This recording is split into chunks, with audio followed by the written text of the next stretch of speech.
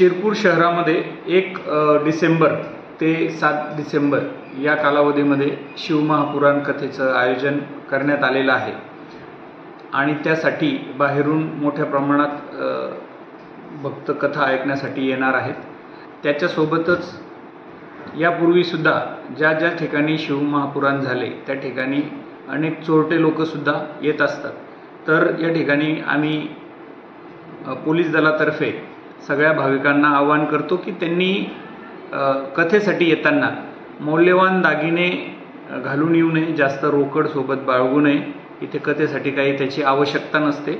त्याचप्रमाणे घरून ज्यावेळेस परिसरातील लोक येतात त्यावेळेस चोरट्यांना सुद्धा चोरी करण्यासाठी एक संधी मिळते। तर अशा वेळेस आपल्या घराला कुलूप लावून येताना घरात काही मौल्यवान रोकड रक्कम किंवा दागिने राहणार नाही याची काळजी घ्यावी, किंवा घरी एक सदस्य आपण ठेवून आणि इतरांनी या कथेसाठी यायचे। तसेच जे वृद्ध आणि आजारी असे व्यक्ती असतील त्यांनी सुद्धा शक्यतो त्या ठिकाणी फार मोठ्या प्रमाणात गर्दी असते आणि गर्दीमुळे आरोग्याची थोडी गैरसोय होते। तर अशा आजारी आणि अतिवृद्ध व्यक्तींनी सुद्धा कथेसाठी येण्याचे टाळावे असं आम्ही या ठिकाणी आवाहन करतो। नमस्कार।